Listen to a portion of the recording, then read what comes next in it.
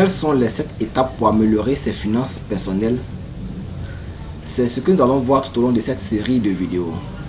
Salut, moi c'est Yubo Florentin. Je suis entrepreneur dans plusieurs secteurs d'activité. Sans plus tarder, nous allons attaquer le thème. Les 7 étapes pour améliorer ses finances personnelles. La première étape, c'est de faire l'état de vos finances personnelles en début d'année. La seconde étape, c'est de définir vos objectifs financiers. Identifier vos priorités. La quatrième étape va consister à ouvrir des comptes en fonction de vos objectifs financiers. En cinquième étape, nous allons voir comment il faut systématiser vos épargnes. Et ensuite, diversifier votre épargne. Et la septième étape consiste à se faire plaisir. Et donc, la première étape qui consiste à faire vos états financiers en début d'année. Il est important de se poser les questions suivantes. Quel est l'état de vos finances en ce début d'année? Pour cela, nous allons faire le point. Nous allons faire le total de nos actifs et aussi le total de nos passifs. Donc, comme actif, on peut énumérer les éléments suivants. On a le salaire annuel. Nous avons également la disponibilité sur les différents comptes bancaires, comptes épargne. Nous avons également les biens immobiliers, terrains, maisons et autres biens. Nous pouvons avoir aussi les biens tels que les appareils ménagers. Et donc l'ensemble de ces biens-là va constituer nos actifs. Et donc pour faire la différence entre votre actif et votre passif, c'est que l'actif, c'est tout ce qui fait rentrer l'argent dans votre poche, ou tout ce qui est comme solde positif.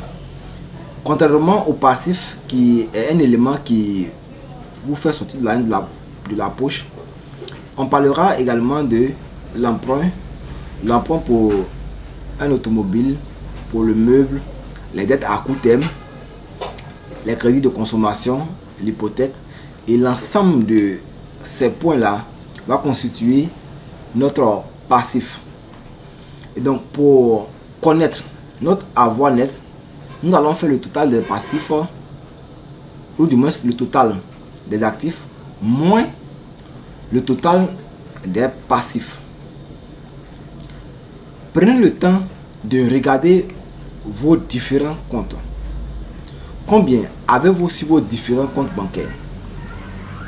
Avez-vous fait un budget pour vos revenus et vos dépenses?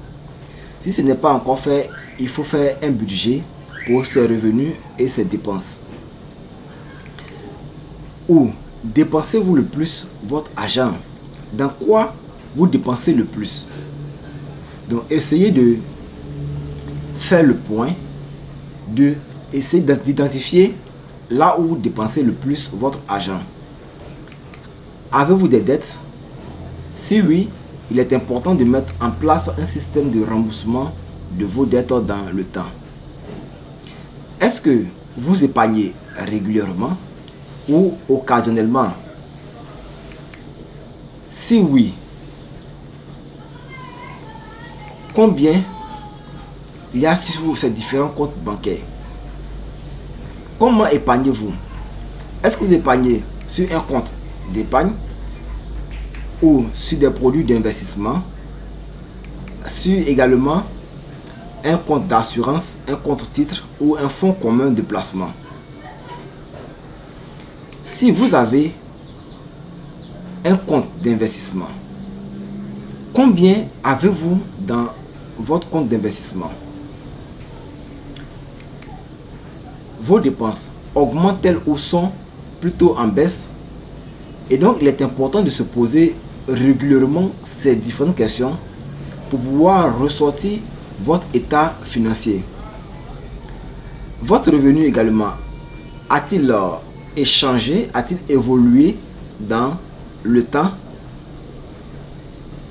Si votre revenu a changé, votre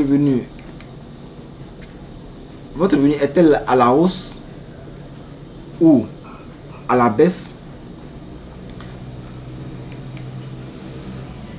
Merci d'avoir suivi cette vidéo et à tout à l'heure.